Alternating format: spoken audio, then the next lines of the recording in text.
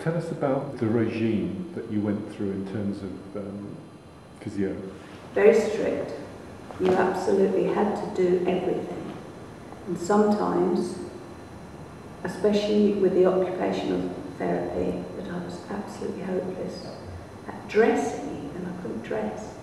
And my occupational therapy lady, she had such patience with me. She used to sit me up in bed and she'd give me my clothes and she'd say, right, I'll come back in half an hour.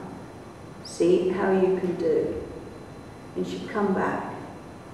And because I got such long legs, sitting up, my feet seemed to be miles away. I couldn't even reach them. And I used to eventually sort of hook, I'd have one sock hooked over my big toe. She'd come back and that's all I'd done. Because if I tried to sit up, I just used to fall over.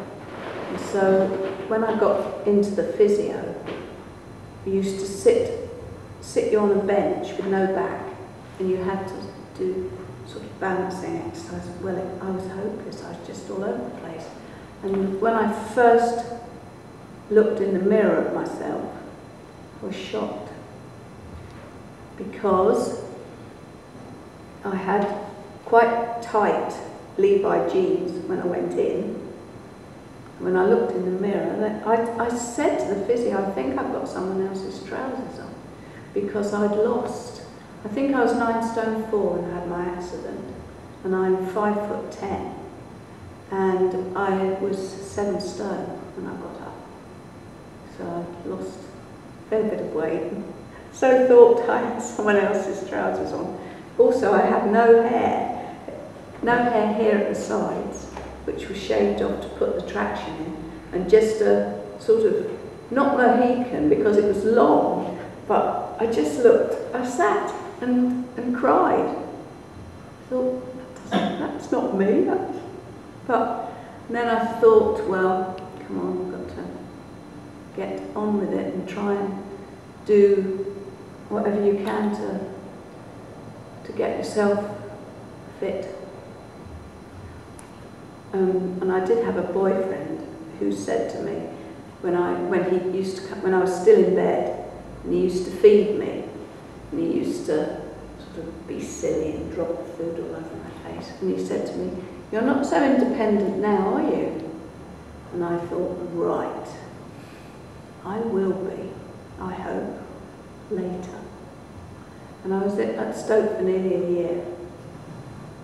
And your lesion was what meant that you were tetraplegic, yes? Yes. So was that, did that mean it was a much longer process? Yes, it was. In those days, it doesn't seem to be such a long process now, but it was a long process on the physio side of it and with the OT.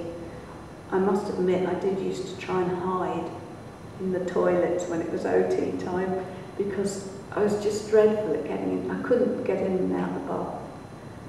And although my lady had such patience with me, and I was terrible at cooking and things like that. Not that I'm much better now, but just trying to do all that, I hated it. But the physio I loved.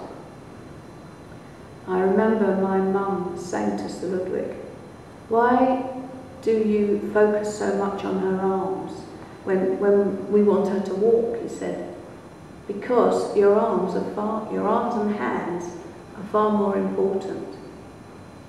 To her, they'll be far more important than her legs," which, of course, you don't realise at the time, but how true that was, because you need to build up this part of you to lift this bit of me, which is so heavy. Well, it's heavier now than it was then, I must admit.